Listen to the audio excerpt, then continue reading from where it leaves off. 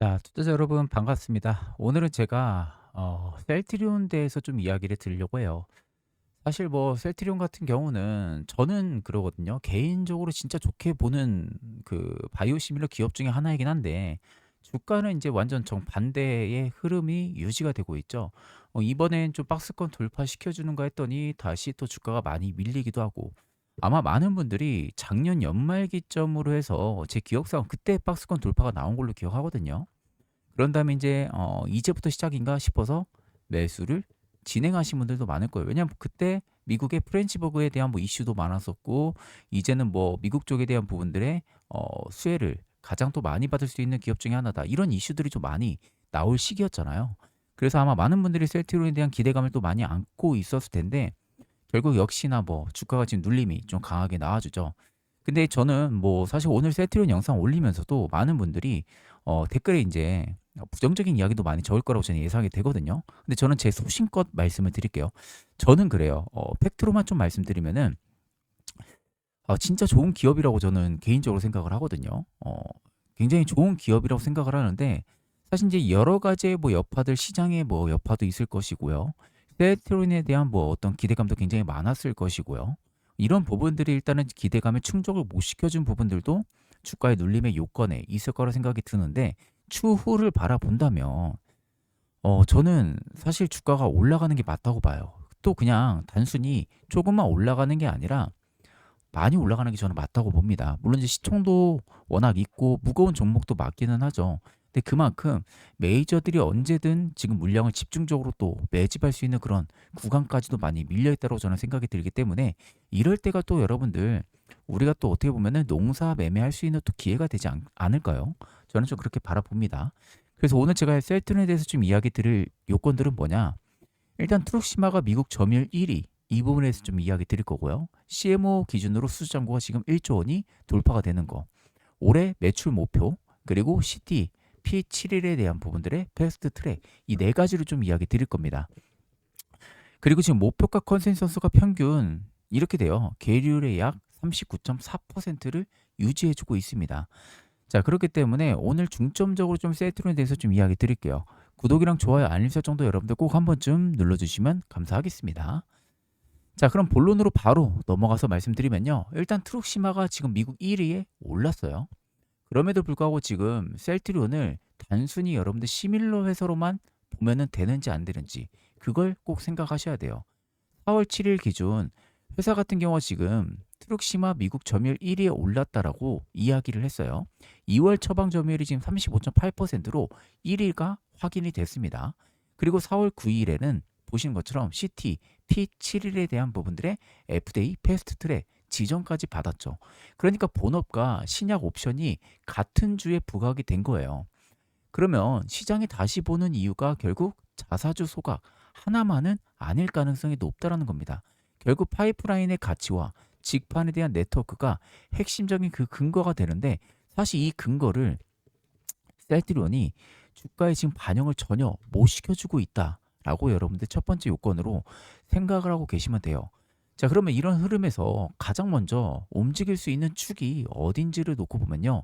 CMS, 그러니까 미국의 메디케어랑 메디케이드 서비스 센터인데요. 이 기준으로 4월 6일에 발표한 2027년 메디케어 어드밴티지 최종안에서요. MA 플랜의 지급액을 평균 2.48%까지 올렸어요. 자, 그리고 미국의 보험사의 약가 부담이 커질수록 저가 약제 선호는 강해질 수밖에 없죠. 그러면 그 압력이 바이오시밀러 채택 확대로 이어지는 구조로 갈 수밖에 없는 겁니다. 그러니까 여기에 셀트리온은 미국과 그리고 유럽 포함해서 100여 개국의 직판망을 이미 깔아둔 상태죠. 그런 바이오시밀러를 파는 회사는 많아도 바로 밀어 넣을 수 있는 유통망까지 가진 회사는 그렇게 많지가 않다라는 게 팩트예요. 그냥 그만큼의 셀트론이 어떻게 보면은 주목을 받을 수 있을 만한 유통망까지 깔려 있으니까 그런 기업 중에 하나라고 저는 좀 여러분들에게 말씀을 드리고 싶습니다. 자, 그럼 우리가 실적이란 전망치를 한번 놓고 보면요. 자, 셀트리온이 지금 기준축은 이미 올해 이익 점프로 들어섰다라고 보는 게 맞아요. 2025년 실적을 보면요. 매출이 4조 1625억, 영업이익이 1조 1685억이죠. OPM 기준으로도 꽤 높아요. 28%죠. 올해 삼성증권이 지금 예상하고 있는 게 매출이 5조 2574억, 1조 8100억이 영업이익, OPM은 34% 이상을 바라보죠. 유진투자증권도요. 25% 이상 뛸 거고 영업이익은 36%, 이익률 상향을 기대를 하고 있다는 게 팩트죠. 그럼 이미 기준축이 어떻게 되고 있는 거죠? 이미 과거 실적에서 올해 이익 점포로 지금 넘어갔다라고 보는 게 팩트인 겁니다. 그러니까 올해의 실적치를 주가가 반영을 시킬 가능성이 매우 높다라는 거죠. 그럼 지금 단순히 기대감이 꺼져서 주가가 눌리는 게 아니라 올해를 바라보고 지금 어느 정도 관심을 가지고 눈치를 보는 그런 장세가 이어지고 있는 거 아닌가라고 우리가 충분히 생각을 해볼 수가 있다는 거죠. 자, 그리고 이에 따른 리스크라든지 이런 반론들도 분명히 있어요. 1분기에 미국 공장 비용 때문에 다시 흔들리는 거 아니냐라는 부분들의 이야기가 있죠. 물론 이제 프렌치버그 쪽에 대한 부분들의 미국 공장 비용이 첫 번째 부담이 될 수는 있어요. 근데 이걸 우리가 생각을 할 때는요, 일회성 비용으로 생각을 해야 돼요. 자, 지금 IBK랑 유진이 공통적으로 보는 게 1분기가 연중 저점이라고 봐요. 그리고 2분기부터는 실제적으로 릴리양의 CMO와 신제품 비중 확대가 붙는다라는 점. 이걸 가장 높게 보고 있다라는 거죠. 그런 다음에 3월 17일 글로벌 제약사랑 맺은 2,949억 원의 계약이 최대 3,754억 원까지 커질 수 있다라고 보고 있는 거죠. 그러면 결국 올해 1분기 누적의 CMO 수주잔고가 어떻게 되는 거죠? 무려 1조 원이 넘었다라는 거예요. 이게 여러분들 핵심입니다. 자, 그럼 비용은 뭐예요? 일회성이에요, 여러분들. CMO는요, 2027년 이후로 이어지는 반복 매출이에요, 반복 매출. 이걸 여러분들 꼭 핵심 논리를 알고 계셔야 돼요. 단순히 미국 공장 비용은요, 일회성 비용입니다. 자, 그러면 본업에 대한 구조를 한번 놓고 보시면요. 지금 기존 삼총사가 바이오 의약품에 대한 매출이 무려 46%입니다. 신규 제품군이 54%예요. 그럼 이걸 비유하게 되면요. 셀트리온은 뭐예요? 특허가 끝난 블록버스터 약을 바로 대체 투입을 하는 다차선 고속도로를 운영하는 그런 운영사에 가깝다라는 겁니다. 비유를 하면은. 그러면 결국 기존 제품은 통행량을 책임을 지고 신규 제품은 뭐죠? 통행료가 높은 차선을 뜻한다라는 거죠. 그러니까 기존에 받아왔던 통행료는 기존 삼총사로 계속해서 받아오는데 더 빠르고 더 안전한 도로는 신규 제품군으로 더 통행료를 높게 받을 수 있는 구조가 된다라는 거죠. 쉽게 이야기하면은. 자, 그럼 여기서 우리가 하나 짚어볼 내용들도 있어요. 2025년 기준으로 바이오 의약품 매출이 3조 8,638억 원에 신규 비중이 약 54%입니다. 이걸 여러분들 대입을 하게 되면요. 신규 제품군의 매출이 얼마죠? 약 2조 864억이 나왔다라는 게 나와요. 그럼 이미 옵션이 아니라 본체의 절반을 뭡니까? 넘어섰다라는 거죠. 그리고 지금 산도즈 같은 경우도요. 2025년 매출이 111억 달러에서 바이오시밀러 비중이 30%였고요. 암젠 같은 경우도 마찬가지로 바이오시밀러 매출이 30억 달러로 전년 대비 37% 성장을 한 거예요. 그럼 이미 계산이 말해주는 게 있죠. 셀트리온은 성장의 회사 전체 기여도가 훨씬 직접적이라는 점이 프리미엄의 근거로 바라볼 수가 있다라는 거죠. 이걸 여러분들 꼭 놓치면 안 됩니다. 그러면 앞으로 우리가 어디를 체크를 하면 되냐? 첫 번째는 바로 다가오는 2분기죠.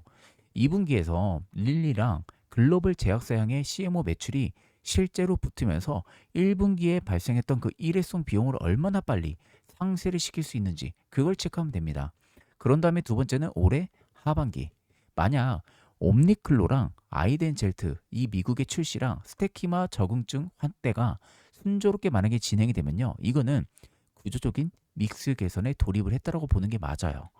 근데 만약에 반대로 신제품의 침투가 기대보다 늦어지고 5조 3천억 원의 목표가 신뢰도를 흔들린다라고 할 경우에는 일부 더 쉬어갈 가능성은 있겠죠. 다만 저는 전자가 더 유리하다라고 봅니다. 그리고 세 번째는 다가오는 2027년 이유죠. 이때는 3월 24일 회사가 밝히기도 했어요. 송도의 4공장, 5공장이랑 미국의 증설 계획이 실제 CMO랑 자체 공급 안정성으로 이어지게 되면요. 밸류 상단은 분명히 다시 열리게 되는 겁니다.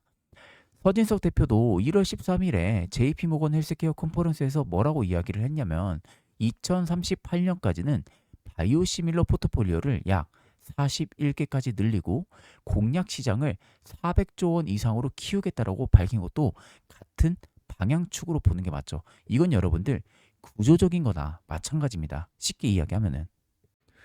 자, 그렇기 때문에 실질적으로 저는 셀트린이 눌리면요. 계속 이런 생각밖에 안 들어요. 기회다라는 생각밖에 저는 들지가 않더라고요. 지금 상황에서 우리가 또 밸류도 어떻게 보면 되냐? 밸류는 실질적으로 지금 목표가 평균이 27만 8,333원이 나와요. 실질적으로. 그러니까 지금 계리율만 놓고 보면은 무려 39.4%가 나온다라는 거죠. 쉽게 이야기하면은. 그렇기 때문에 지금 DS 투자증권이 바라보고 있는 게 32만 원이고요. 한국투자증권이 29, 유진이 28, 유한타가 27, NH가 26만 원. 이 정도를 제시하고 있어요. 종가 대비로만 놓고 보면요. 60%, 45%, 40, 35, 30%예요. 그러면 결국 계리율이 약 39.4%라는 평균치가 환산이 되는 겁니다. 결론적으로는. 자, 그럼 여기에 제 계산을 한번 붙여서 말씀을 드리게 되면요.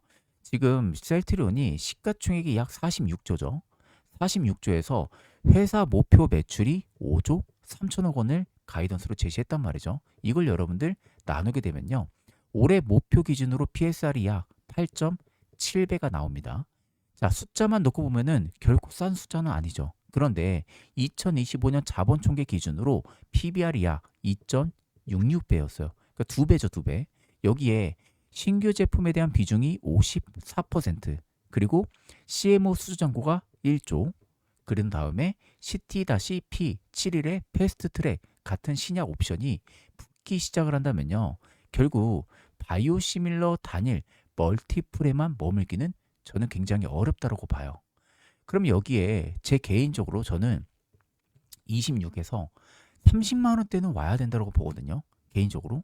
그러니까 평균 목표가보다도 높고 DS에 32만 원 목표 주가보다는 조금 보수적으로 잡았습니다. 결국 관건은 딱 하나입니다, 여러분들. 2분기부터 CMO랑 하반기 신규 제품이 영업이익률의 상향을 숫자로 증명한다면요. 그때가 정말 큰 분기점이 될 겁니다. 그 전에 우리는 미리 준비를 하는 과정에 있다라고 보는 게 맞을 것 같아요. 그래서 오늘 제가 셀트리온 준비는 여기까지 했고요. 아마 이제 댓글에 셀트리온을 믿냐 뭐냐 뭐 이런 이야기도 분명히 많을 거라고 봐요. 근데 저는 제 소신껏 제가 분석한 뷰에 맞다면은 셀트리온은 저평가, 저점이라고 저는 보는 게 맞을 것 같아요. 그렇기 때문에 제가 분석한 셀트리온이랑 또 여러분들이 생각하는 셀트리온을 잘 결합을 시켜가지고요. 현명한 투자 판단 내리면 좋을 것 같습니다. 그리고 언제든 여러분들 댓글에 궁금하신 종목은요. 편하게 남겨주세요. 그런 종목들은 제가 또 체크를 해서 추후에 컨텐츠로 또 만들어 드릴 테니까 편하게 남겨주시면 됩니다. 영상 마무리하기 전에 구독이랑 좋아요, 알림 설정도 꼭 한 번쯤 눌러주시면 감사하겠습니다. 자, 그럼 금요일 영상은 여기서 마무리할게요. 감사합니다.